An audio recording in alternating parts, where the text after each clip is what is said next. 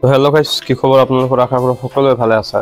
বহুত ছাত্ৰ ছাত্ৰীয়ে এটা প্ৰশ্ন লৈ বৰ্তমান অলপ টেনশ্যনত আছে আৰু বহুত গাৰ্জেনো টেনশ্যনত আছে। কাৰণ হঠাতে শংকৰদেৱ ইউনিভাৰ্চিটি এখন নটিচ জাৰি কৰিছে আৰু যিটো নটিচ অসম গভৰ্ণমেণ্টৰ পৰা দিয়া হৈছে।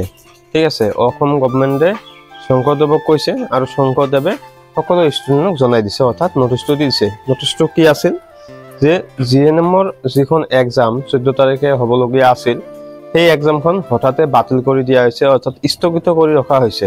তাৰ মানে পৰীক্ষাটো হ'ব 14 তাৰিখে, পৰীক্ষাটো নহয়। তাৰ কাৰণ হ'ল বানপানী।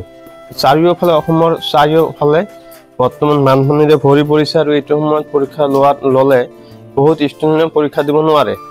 সেইকাৰণে পৰীক্ষাটো স্থগিত কৰি ৰখা হৈছে। স্থগিত কৰি ৰখা আৰু বাতিল কৰাটো দুটা বেলেগ বস্তু। বাতিল কৰা হ'ল আপোনাৰ কেঞ্চেল হৈ যোৱা, আৰু স্থগিত কৰি ৰখা মানে হল্ড কৰি ৰখা।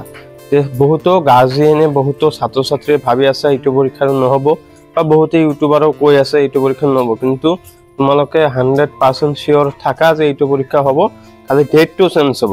এতিয়া বহুত ছাত্ৰ ছাত্ৰীয়ে, বহুত গাৰ্জিয়ানে ফোন কৰিছিল মোক, বা এটা প্ৰশ্ন কৰি আছে যে আমি যিখন এডমিট অলৰেডি ওলাইছোঁ, সেইখন এডমিটতে পৰীক্ষাটো হ'ব নে নতুনকৈ এডমিট এটা হ'ব?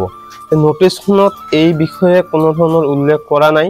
তথাপি আপোনালোকে দুটা আইডিয়া ল'ব পাৰে যে যদি নতুন তাৰিখত এক্সাম হয়, তেনেহ'লে আপোনালোকক নতুনকৈ এডমিট কাৰ্ডখন ডাউনলোড কৰিব লাগিব, আৰু এইখনতে যদি হয় তেনেহ'লে নতুনকৈ এখন নটিচ সিহঁতে দি দিব। কেনেকৈ ডাউনলোড কৰিব? যদি ডাউনলোড কৰিব লগা হয়, আপোনালোকে ছেম প্ৰচেছত, য'ৰ পৰা ডাউনলোড কৰিছে ঠিক ছেম প্ৰচেছত আপোনালোকে ডাউনলোড কৰি ল'ব পাৰিব, আৰু এক্সামৰ ডেটটো অতি সোনকালে দি দিব কেতিয়া হ'ব। আৰু মই এই ভিডিঅ'টোত আৰু এটা বস্তু চিয়ৰিটি কৰি দি আছোঁ যে এক্সাম 100% হ'ব। ঠিক আছে, নতুন নতুন আহিছে, ছাবস্ক্ৰাইব কৰি ৰাখিবা, কাৰণ এক্সামৰ ডেটটো দিয়াৰ লগে লগে মই আপোনালোকক জনাই দিম।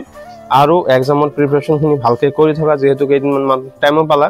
আৰু এটা ৰিকুৱেষ্ট কৰিছোঁ, মোৰ এখন নতুনকৈ চেনেল খুলিছোঁ, য'ত হেল্থ টিপছৰ ওপৰত ভিডিঅ'সমূহ বনোৱা হ'ব, অৰ্থাৎ নেচাৰোপেথি ওপৰত ভিডিঅ'সমূহ বনোৱা হ'ব। তো যিসকলৰ ভাল লাগে চেনেলটো ছাবস্ক্ৰাইব কৰি ৰাখিবা, আৰু যিসকলে নতুন আহিছা এই চেনেলটোত সকলোৱে ছাবস্ক্ৰাইব কৰি ৰাখা, আৰু মোৰ হোৱাটছএপ গ্ৰুপৰ লিংক মই দি দিছোঁ ডিছক্ৰিপশ্যনত, সকলোৱে জইন হৈ থাকা। তো thank you friend, bye by.